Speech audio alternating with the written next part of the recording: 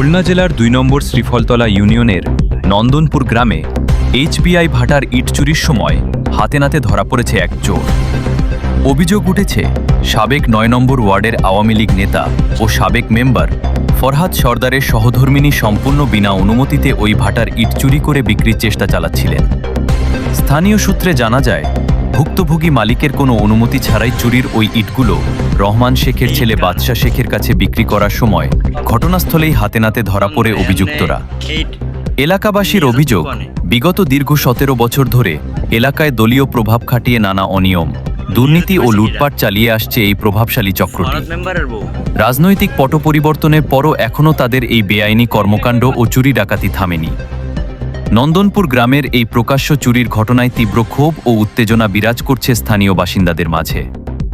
এই চক্রটির বিগত দিনের লুটপাট ও বর্তমান চুরির ঘটনার সুষ্ঠু তদন্ত করে দৃষ্টান্তমূলক বিচারের দাবি জানিয়েছেন এলাকাবাসী।